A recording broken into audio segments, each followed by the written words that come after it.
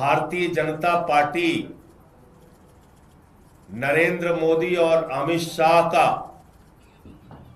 Operation lotus घटिया राजनीति का खेल और पंजाब के भगवंत मान सरकार के अच्छे कामों को रोकने का षड्यंत्र बड़े पैमाने पर शुरू हो गया है।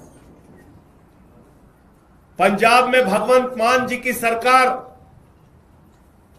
जो 300 यूनिट बिजली फ्री देने का काम करती है, वहां के बच्चों को अच्छी शिक्षा देने का काम करती है, 30 साल से जिन नहरों में पानी नहीं गया था उन नहरों में पानी पहुंचाने का काम करती है, दलित और आदिवासी समाज से आने वाली महिलाओं को 1,500 रुपए और माताओं बहनों को हर महीने 1,000 रुपए उनके खाते में पहुंचाने का काम करती है।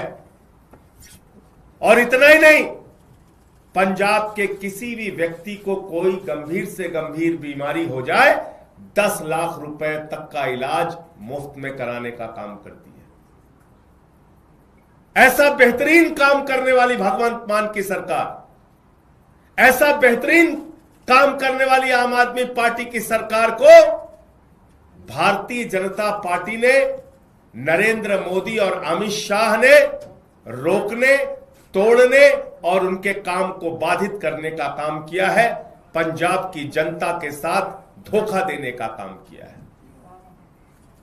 और आज आम आदमी पार्टी के राज्यसभा के 7 सांसद तोड़कर भारतीय जनता पार्टी में शामिल किया। ये 7 नाम पंजाब की जनता को याद रखना चाहिए। ये 7 नाम पंजाब के साथ गद्दारी करने वाले जो ये लोग हैं, पंजाब के लोग इनको कभी माफ नहीं करेंगे। क्रिया है, उनको भी पार्लियामेंट में लड़ना चाहिए, जनता के सामने भी लड़ना चाहिए। कोई भी सिस्टम जो लड़ने का है वो 3 स्तर में। पहला, पार्लियामेंट के अंदर, विधानसभा में आप लोग हैं, विधानसभा के लेवल पर आप लड़िए, जनता के लेवल में आप लड़िए। वार रूम यानी मीडिया वार रूम होता है, सोशल मीडिया ये सब है, आपको सब मौका दिया गया, आप लड़िए। अब कल को जब आप विपक्ष में हो जाएंगे या पक्ष में रहेंगे, कहेंगे कि हमें तो बोलने नहीं दिया जा रहा, तो ये सब बातें फिर बात की हो जाए। आपको अभी मौका है, आप जो कर सकते हैं करिए। तो आगे क्या, जैसे जो लोकतंत्र हमारा बढ़ रहा है, कभी वोटों को लेके चर्चा में रहता है, कभी सुप्रीम कोर्ट की टिप्पणी, तो इससे कैसे आप सबसे मैं वादा कर रहा हूँ पूरे देश की जनता से, बड़ा इंपॉर्टेंट पॉइंट से, अब भारत देश की वर्तमान व्यवस्थाएं, वर्तमान भारत देश की परिकल्पनाएं, वर्तमान भारत देश का विपक्ष और पक्ष, इससे अब स्पष्ट हो रहा है कि भारत देश में अब वोटर को यह राइट होना चाहिए कि जो इलेक्टेड गवर्नमेंट है उसको रिकॉल करने का टाइमिंग आ गया है।